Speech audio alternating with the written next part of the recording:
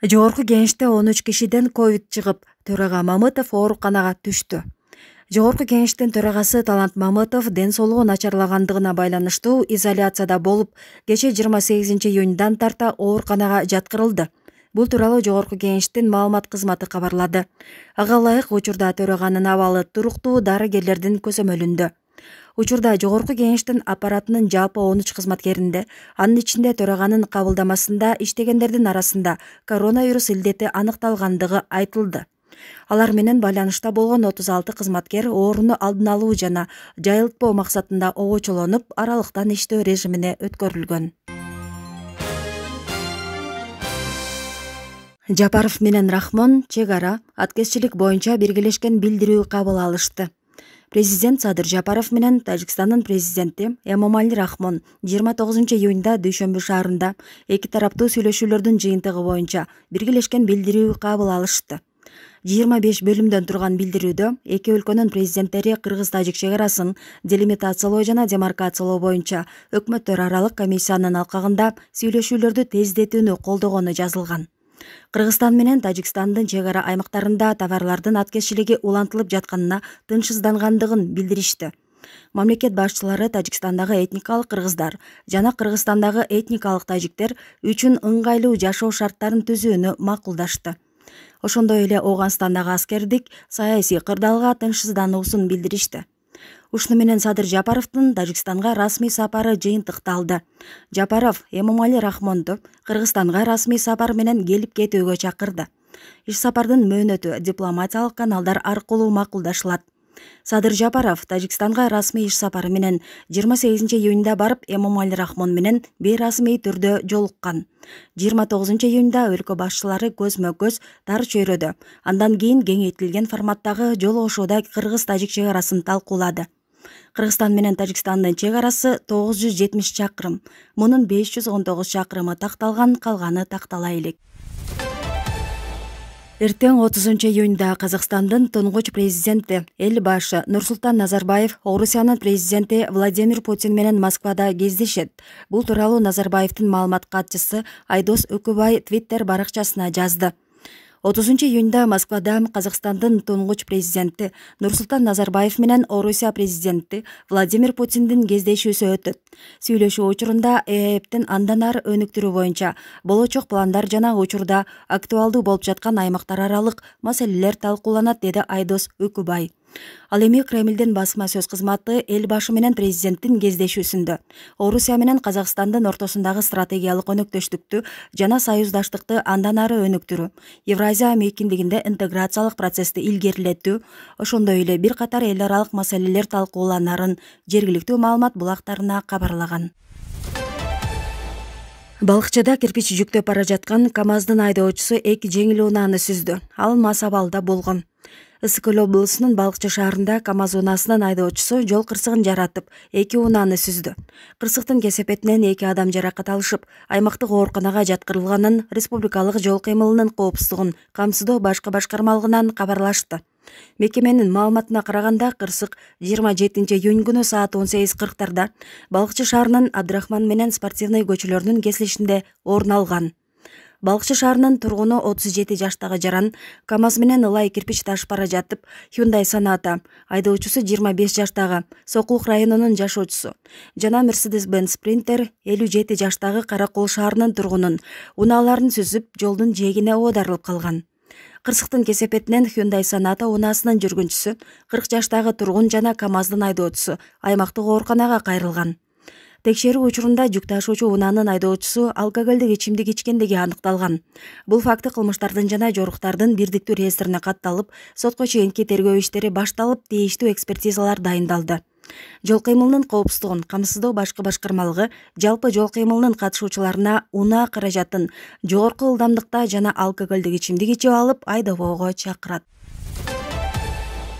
Прокуратура кызматкерлеринин айлыгы өтө эле аз. Мындай пикирин башкы прокурор Курманкул Зулушев Жогорку кеңештин тармактык комитетинин отурумунда билдирди. Башкы прокурордун айтымында айлык аздыгына байланыштуу көп кызматкерлер иштен чыгып кетүүдө. Бүгүнкү абалга салыштырмалуу прокуратура кызматкерлеринин айлыгы өтө эле аз. Буга чейин да айлыкты көтөрүү маселеси көтөрүлүп келген. Бирок маселе чечилбей келет. айлык аз болгондуктан күн сайын жумуштан чыгам, кетем дегендер арыз жазып кетет, деди Зулушев. Бишкек шаарынын мусулмандар казысы болуп Самидин Кары Атабаев дайындалды. Тиешелүү буйрукка Кыргызстан мусулмандарынын Азирети муфтийи Замир Кары Ракиев кол койгон. Азирети муфтий Бишкек шаардык казыятынын эмгек жааматы менен жолугуп, казыяттын ишмердүүлүгү жоопкерчиликтүү экендигин баса белгилеп, жаңы дайындалган Бишкек шаарынын мусулмандар казысынын ишине ийгилик каалады. Самидин Кары Атабаев диний жогорку билимге ээ, орус, түрк, өзбек, араб тилдеринде эркин сүйлөйт. Эскерте кетсек, Самидин Кары Атабаев буга чейин Ош облусунун мусулмандар казысы болуп эмгектенип келген.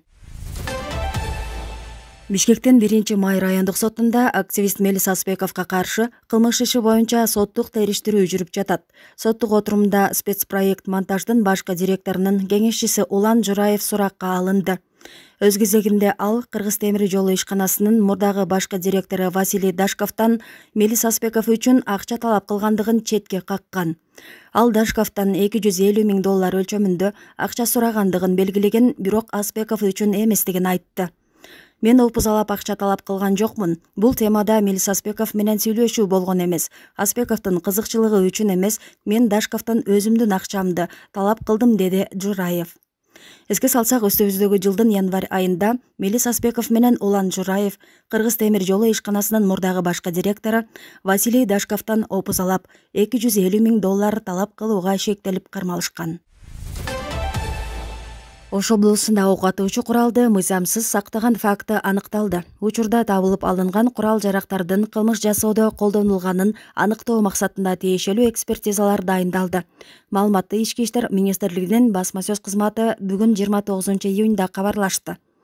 Өзгөн районунун аймагында жүргүзүлгөн атайын операциянын жүрүшүндө 46 жаштагы айыл тургунунун үйүнөн болжолдуу түрдө 100-сериядан өзгөртүлгөн Калашников автоматты АК-108 табылды.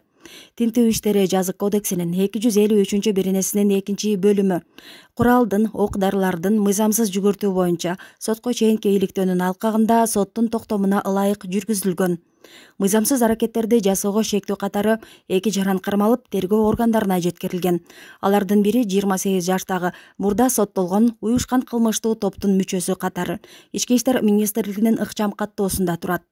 Алардын куралдары мыйзамсыз алууга, өткөрүп берүүгө, сатууга, сактоого, ташууга катыштыгы текшерилүүдө. Тергөө кызматы табылып алынган курал жарактар ушул жылдын жаз мезгилинде уюшкан кылмыштуу топтордун субъекттеринин ортосунда курал колдонуу менен болгон кылмыштуу тирешүүсүндө колдонулушу мүмкүн деген версияны четке какпайт, тергөө иштери уланууда, дешет мекемеден.